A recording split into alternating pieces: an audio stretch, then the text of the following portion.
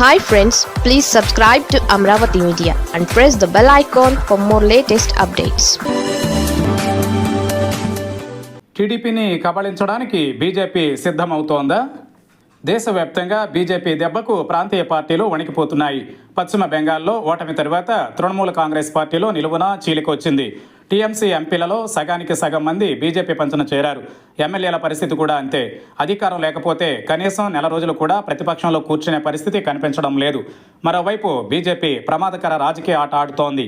కేంద్రంలో అధికారాన్ని చెలాయిస్తున్న బీజేపీ తన చేతుల్లోని సిబిఐ, ఈడీ, ఐటీ వ్యవస్థల్ని ప్రత్యర్థులపైకి ఉసుగొలుపుతోంది.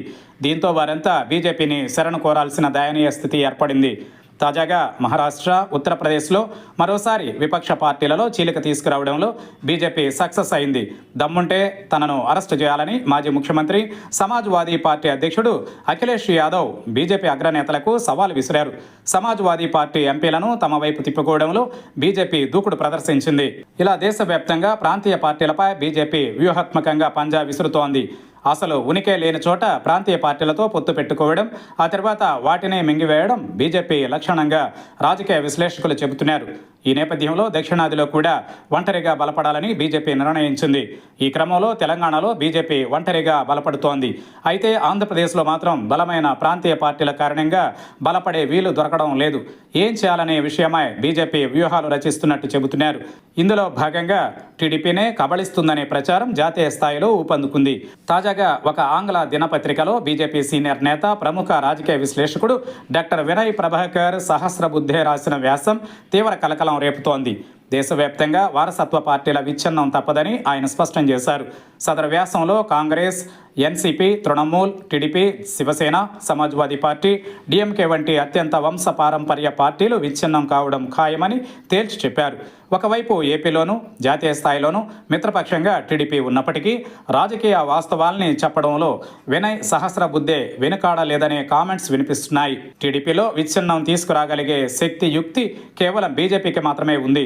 ఎందుకంటే వ్యాసకర్త రాసినట్టు కాంగ్రెస్ కూడా విచ్ఛిన్నం అవుతుందని చెప్పినప్పుడు ఇక టీడీపీలో చీలిక తీసుకురాగలిగే పార్టీ ఏదని అడిగితే ఎవరైనా బీజేపీ పేరే చెబుతారు. ఇందులో రెండో మాటకే చోటు లేదు. దేశవ్యాప్తంగా ప్రాంతీయ పార్టీలలో చీలిక తీసుకొస్తూ రాజకీయ పబ్బం గడుపుకుంటున్న బీజేపీ తీరుపై టీడీపీ గుర్రుగా ఉంది. ముఖ్యంగా తమ ఆందోళనల్ని టీడీపీ కార్యకర్తలు, ద్వితీయ శ్రేణి నాయకులు సోషల్ మీడియా వేదికలపై నుంచి వ్యక్తం చేస్తున్నారు.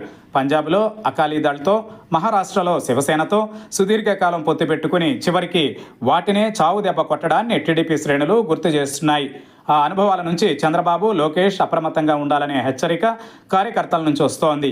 బీజేపీ టార్గెట్ టీడీపీనే అని ఆ పార్టీ శ్రేణులు బలంగా నమ్ముతున్నాయి. జమ్మూ కాశ్మీర్, హర్యానా, ఒడిశా తదితర రాష్ట్రాలలో ప్రాంతీయ పార్టీలతో పొత్తు పెట్టుకుని ఆ తర్వాత వాటినే ఎలా నాశనం చేసిందో గుర్తు చేసుకుంటున్నారు. వైసీపీని ఎందుకు టార్గెట్ చేయలేదో కూడా టీడీపీ శ్రేణులే జవాబిస్తున్నాయి. వైసీపీ ఓటు బ్యాంక్ ఎప్పటికీ బీజేపీ వైపు వెళ్లదు.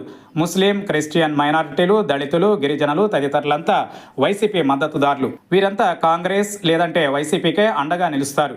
ఒకవేళ వైసీపీని దెబ్బతీస్తే దాని స్థానంలో కాంగ్రెస్ బలపడుతుందని బీజేపీకి తెలుసని టీడీపీలో అంతర్గతంగా చర్చ జరుగుతోంది. టీడీపీని పవన్ కళ్యాణ్ భుజాలపై నుంచి రాజకీయంగా కాల్చాలని అనుకుంటోందని లేకపోలేదు.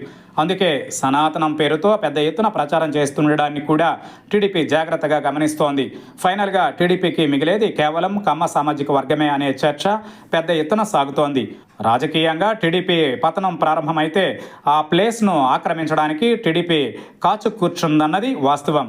భవిష్యత్తులో టీడీపీని రాజకీయంగా దెబ్బకొట్టి బీజేపీ బలపడదనే గ్యారంటీ లేదు. రాజకీయాలలో ఏమైనా జరగవచ్చు.